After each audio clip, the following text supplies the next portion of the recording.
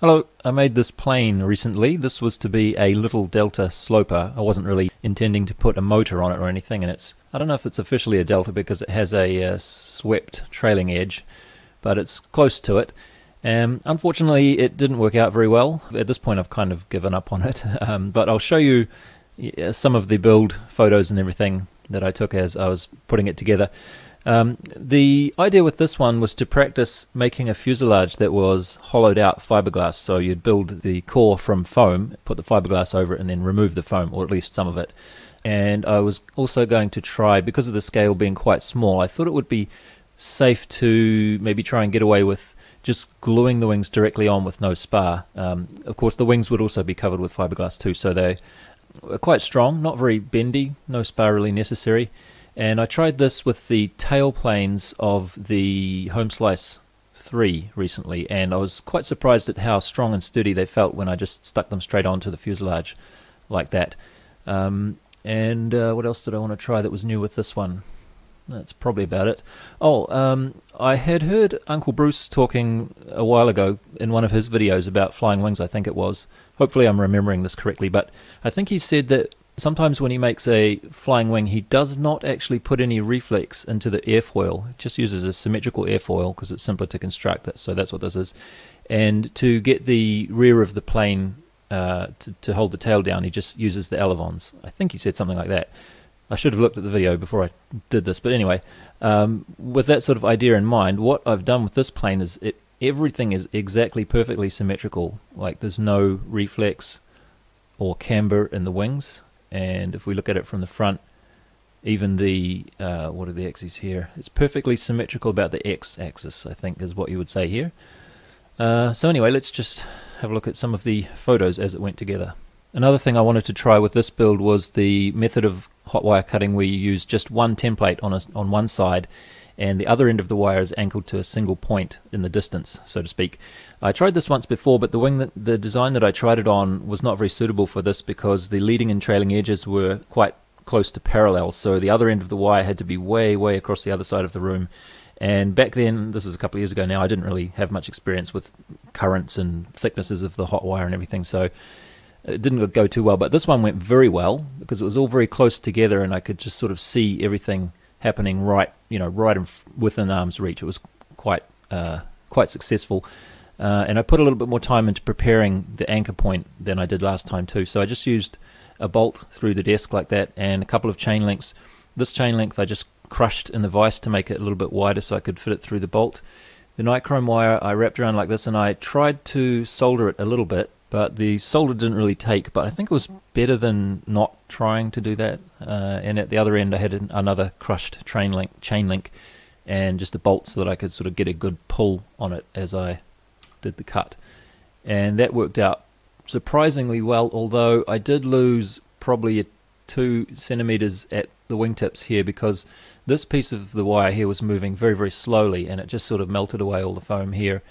And it left a razor thin edge here, which I did manage to keep actually, thanks to the fiberglass being quite strong. Yeah, it wasn't really an issue, but I lost some wingspan, and I think I actually lost some chord here as well. But anyway, the servos were to go in the middle like that. This is the fuselage, 2 slices of 5 centimeter foam. Unfortunately, couldn't do this with the 3 centimeter foam. And then I stacked them like this on a shaped piece like that so that they were roughly horizontal, and then I used the same template to cut vertically down the sides so that you'd have a piece like this, just to cut down on the sanding, which is what's coming next. So everything but the black lines here was to be sanded away, so that's what that looked like. And I also tried, instead of tacking them together with Gorilla Glue, I just used a little bit of double-sided tape in between them, and that turned out to work quite nicely. So I think for the future plans I might just stick with double-sided tape instead of tacking things with Gorilla Glue, because it makes it a whole lot easier later if you want to dismantle them, and if you want a hot wire cut through it, it's a little bit easier to cut through the tape than it is the Gorilla Glue. Unfortunately, at this end, what I'm trying to do here is I'm about to fiberglass it, and I want it to stand up off the desk so I don't have to hold it. So I wanted to jam this piece of sharp dowel in here, but it of course wanted to split the 2 pieces apart. So there's a little bit of sellotape around here You can't quite see it maybe in the video, but that was just enough to hold it together so that the dowel didn't split it apart. And I didn't want to put too much tape on here because the fiberglass was supposed to be going over the top of it. And then this plastic piece would just jam into the hole in the desk. And that worked fairly well until about halfway through the fiberglassing, when it just decided to droop and fall over and the black piece didn't want to stick in anymore. So that was really annoying, and I had to run outside and get the vise and bring it in, and eventually finished off with it in the vise like that. Yeah, it's really annoying to have things going wrong in the middle of a job when you're doing epoxy, especially now that we're getting into summer and the epoxy that I'm using goes off a little bit quicker than it did a few months ago. So you really do benefit from having everything prepared like this. So this is just sort of laid out. I don't think I used all of these. I had to chop the front of this off here because it was just impossible to get that to bend around in the way I wanted. So I just chopped like that and put the nose on separately with other smaller pieces like that, I think. Then we are on to fiberglassing the wings. So I'm just laying out there, drawing some pen lines to see where the fiberglass needs to go up to, and likewise here. This is the preparation for that. Like I say, get everything prepared, do a little rehearsal, practice what you're going to do before you mix the epoxy. It really does help. As you do your rehearsal, if you do it properly, you'll come up with things like, oh, where am I going to put this when it's ready to dry? So I made these little stands. This one was actually to be used during the job, like that. But then I made this other one for drying stands so that you could stick the wings and the tail pieces on there like that. So that's everything with the glass on there, and you'll note that I didn't really put it into the middle because the next step was to sand off using the contour of the fuselage, sand off the inner pieces like this. This didn't work quite as well as it did with the Homeslice 3 tail fins because the radius of this fuselage is quite small, so the sandpaper didn't really fit in such a nice tight curve around it, but nevertheless it worked out okay eventually. So that's after some sanding. These wingtips, like I say, they were razor thin foam, but if you slap enough fiberglass on them, they become nice and strong. And I could actually pick up the plane with one, like my thumb here on the top and one finger on the bottom there, and it felt perfectly fine and rigid. So then I cut a little place off the top to become the hatch, like this. And what I should have done here is at this point, with the foam still in there, put something in here to become a support for the hatch to sit on when I wanted to close it. I'll show you a little bit more about that later, but anyway, at this point, this is where I should have done it. So the thickness of the fuselage skin that I got was, looks like about maybe 1.5 millimeters, and this was from I think it's probably 4 layers here and 3 layers here of 75 gram glass. So this is just for my future reference. This is how thick it's going to end up when you do it. And then I just use the drill press to gouge out the foam there, and then wire brush and sandpaper to try and tidy it up a little bit. I wanted to remove the foam from the rear part of the fuselage, so I thought I'd experiment with acetone to see how effective it was at doing that. Unfortunately we can't see too well in this video, but it worked great. And this is what it looked like after that. If you get it while it's still soft, you can just poke it with a stick and it comes out fairly easily, so that you're left with just a little bit on the outside. So it's not perfectly smooth, but it's fine if all you want to do is remove the weight and free up that space there for putting something in. It's okay. So this didn't work out very well, but I thought that I could put some little tabs around the bottom of the hatch and then squeeze it from the sides and poke it in, and these tabs would sort of click it into place. Obviously these would be trimmed off quite a bit afterwards. This didn't work at all, so I ended up just filing these off completely and just gluing the wings on here. So to do this, you first tack it on with Gorilla Glue, not too much Gorilla Glue. You don't want it splurging out the sides because you're going to want to put some epoxy in here. And I found it was very tricky to get it in the right position, so I just have some weights holding down the string on each side, and the string is just sort of pulling it down so that it doesn't move while it's drying. And then you stick some glass over microspheres and epoxy like that and try and make it all smooth, and this turns out to be a fairly strong joint, so I'm quite happy with how this works, although I wouldn't want to try it for a much larger scale join than this. And that's the second side that was even trickier to get on. I've been having a little difficulty coming up with a way of attaching this hatch so that it's perfectly nice and streamlined like this. I want to keep it like that, but the problem is it's very thin on the edges and it doesn't have anything to sit on there nicely to hold it in place. So I can position it here like this and it sits very nicely, but of course it doesn't really stay there, you know. So what I first tried, I've probably showed you the photos already, but I stuck some little pieces of fiberglass sticking over the edge here, and I thought I could just sort of squeeze like this inward and put those in at the front and then squeeze in at the back. But the problem with that is that they don't conform to this curve very well. So the piece of fiberglass that sticks over the edge, it's perfectly straight. So what I could have tried perhaps is partway through that fiberglass drying, I could have put it in here. And the key is that you need to have it in place while the epoxy sets so that it's going to conform to that shape nicely. That's what I did not do. But what I've since decided I'll try is something a little bit different, and that is to build up a little bit of a ledge on the front and the back here. And to do that, I'm going to just put this piece of foam in there. What I should have done was do all this as soon as I cut the hatch off, so that the foam core would still be in here. This would be much easier. Wouldn't have to do it all like this way that I'm going to do. So put the foam in and then fill up the gap with some of this stuff around there, and then scoop out a little channel there that protrudes inward a little bit, and then when that's dry, put some epoxy microspheres in the channel, put some Glad Wrap over that, and then put the hatch on top to hold it in place. So that should finish up with the epoxy microspheres perfectly matching this bit here and sitting nice and flat. And then I'll probably have to cut a little notch in that and put a little carbon tube or something on here so that it will clip underneath. Whoops, I think I've seen that on some DLG designs and stuff, so it'll go in like that. Not sure what I'm going to do at the back, but I'll just try this all at the front and see how it goes, and then hopefully maybe do something similar at the back.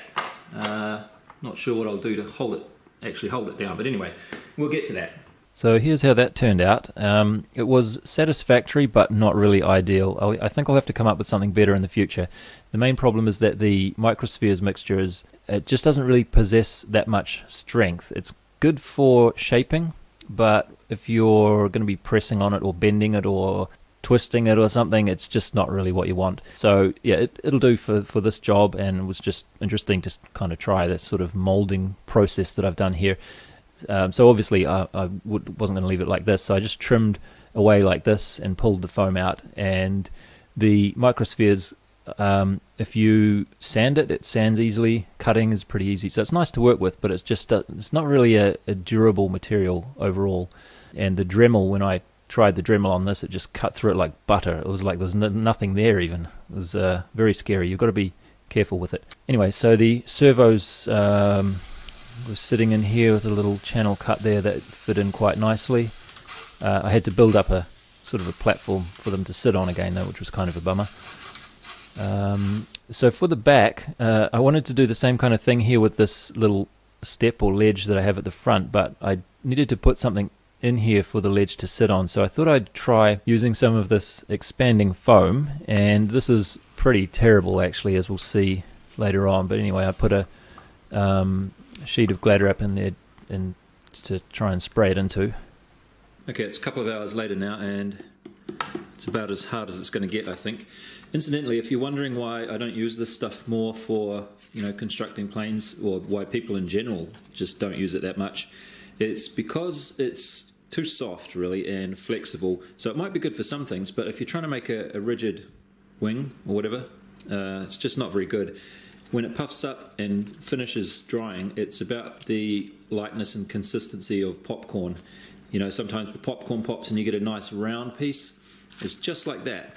It's approximately the same weight as this XPS, but the consistency is nowhere near as good. So you've got big holes in there, and this piece, which I cut off, has a massive hole down the side. I can put the front of my finger in there like that. So it's just not very good, and actually I've just realised it's probably not going to be very good for what I'm trying to do right now, because I don't want gaps around that ridge. But anyway, it's easy to work with though. It's nice to cut and sand. Probably not so great to sand because it's easy to do that with. But yeah, probably not so great to sand because it has a bit of compressibility. So yeah, that's the other thing that's not very good about it. It just squashes down like that. Springs back a little bit maybe, but not much.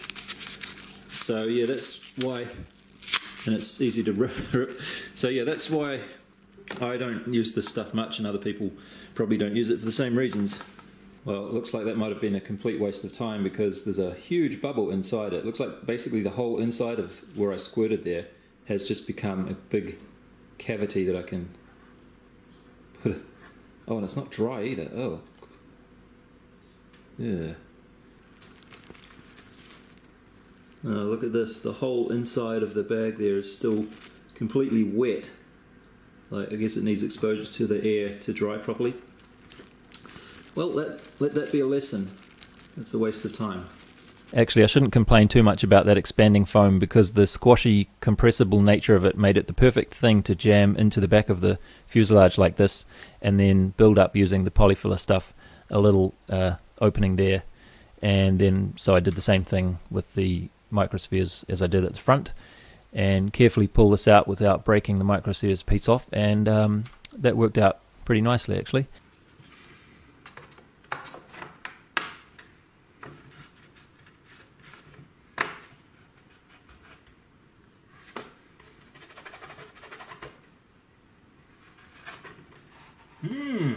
Nice.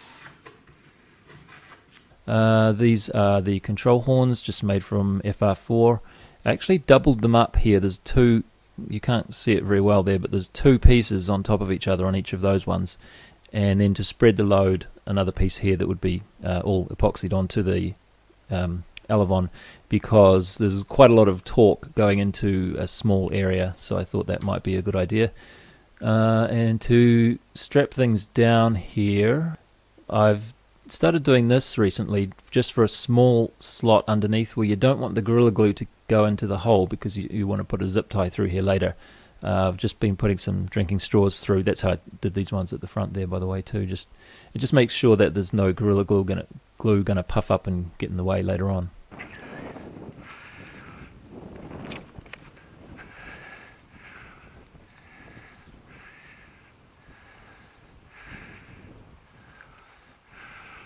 Well, needs to go faster through the air than I can really achieve on this slope here. Actually, the wind's pretty decent now. I have to hold it like this just to avoid dropping it. Whoa! Well, that sucked. It has no roll stability, eh? It just wants to go like that when. Well, it's about a half an hour later now, and I still haven't had any success with it. I managed to break off the wingtip at that point there where there's a stress riser, I guess. It just sort of snapped off. But interestingly, it doesn't seem to matter, so I'm still trying with it. I put a couple of large bolts in the nose to make sure that it's absolutely not tail heavy, but it still doesn't help. So what I'm thinking now, I'm just making use of the fact that I've been living in a wind tunnel here for the last 3 months. It's finally becoming useful, so I can just stand here and sort of balance it on the palm of my hand. And what I've noticed is that when it's pointing directly into the wind, as close as possible, it's fairly stable. But as soon as one of the leading edges of the wings comes forward a bit like that, so that's the wind there, so when the left wing comes forward a bit, it just wants to go bang like that. And if it's forward but a little bit down, it wants to go bang like that. So perhaps I do need to put the extra vertical stabilizer on here, like that was my original plan. That was like in OpenVSP, I had that. And I thought just to save some weight on the tail, I would just try it with the one on top. But maybe it's kind of necessary because that would sort of limit the extent to which one wing can come forward like that, I hope. But I have a feeling it's not going to limit it enough. But what I'll do now is I'll just stick a piece of foam board on here with hot glue or something, or just sellotape maybe, and that should give me an idea if it's actually going to help or not. Okay, I put a foam board fin on the bottom like that. It's probably going to break off in the first landing, but one flight should be enough to let me know if it's going to help or not.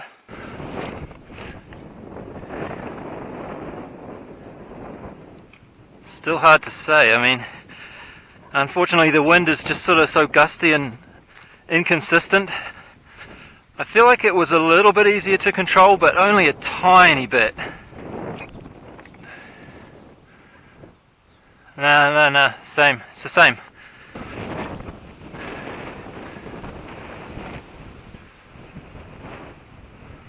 Nah. Oh man. If you could have seen my fingers then, I was like that. Just to get it to try and hold level. So I don't think this is going to work out. This is weird. It's all over the place. It literally wants to go any way but straight. How is that possible? It just wants to turn off and up and down and everything. It's hopeless. It's not tail heavy.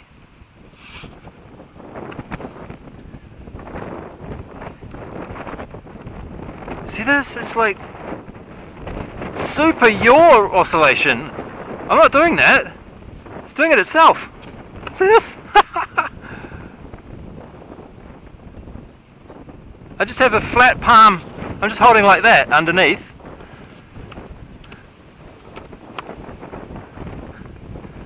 You'd think such a large vertical stabilizer would do something. Maybe it's because my arm is in the way of the wind there. But it didn't seem to be any different when it was flying. It was the same. See that? It just wants to go over there. Oh, had enough of this. Last throw, I think.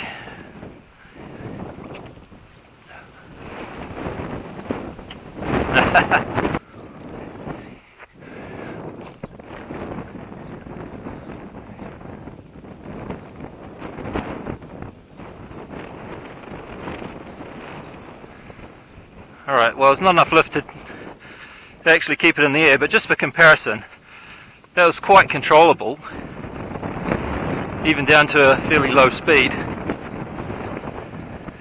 Now this wing has a much higher aspect ratio,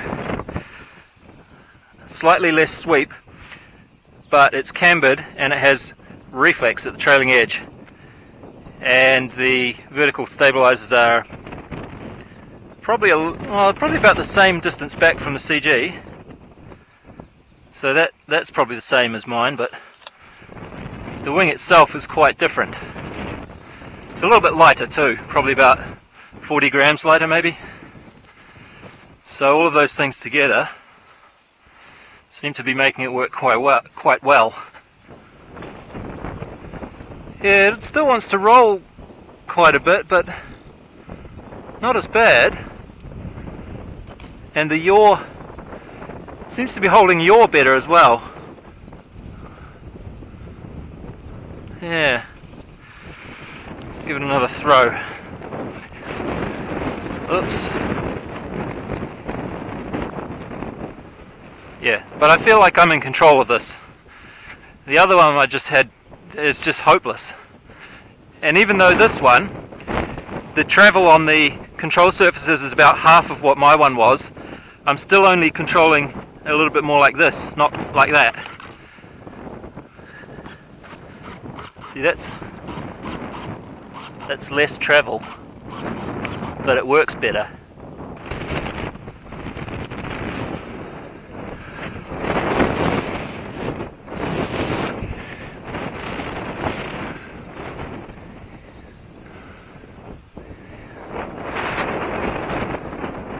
Oh, shit.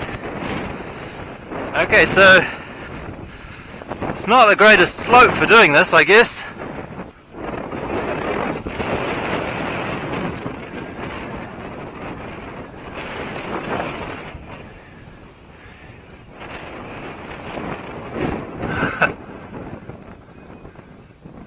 It's a bit light, really, isn't it? but still you can see I was controlling that relatively well compared to the other one. Actually, you know, when I put these side by side properly like this and take a look, they're not all that different. At least the leading edge sweep appears to be exactly the same, so I was wrong about that. There's no difference there. The wing area, of course, is more here, and the weight was less, so the wing loading overall was less. The wingspan, though, not too different. It's probably about 4 centimetres difference there, so 8 overall, at least if that wasn't broken, you know. Yeah, so I'm not... I'm kind of puzzled. The yaw stability, or the vertical stabilisers, appears to be about the same. With the foam board on there, that was actually significantly larger vertical stabiliser on that one.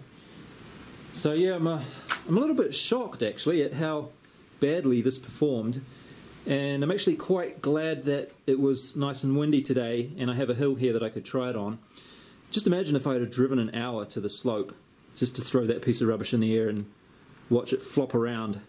I might as well have just taken a piece of foam board and stuck a rock on the front and a little bit of fin on the back and thrown that. Forget about the radio control altogether. Would have done the same thing, I think. So I'm not sure if this plane's going to be rescuable in any way to make it fly properly. So at this point I'm just going to look at it as a little bit more of experience in construction techniques and fiberglass, and learning about things like this. Like, you don't want to do that afterwards, it's a pain in the ass. You want to do that before you scoop all the foam out, and just sort of getting an idea of what sort of strength you can expect from, I think that was 4 layers of 75 gram glass there, and you know, it gives you this sort of a strength. And whoops, yeah, just things like that, just sort of a little bit of experience and knowledge gained. I'll just chalk it up to well, it's a bit of a mystery. If anybody has any ideas maybe what I could do to get this to fly, let me know. But for now I'm probably just going to give up on it and yeah, just look at it as a fiberglass practice experience. Anyway, that'll be it for now. Thanks for watching.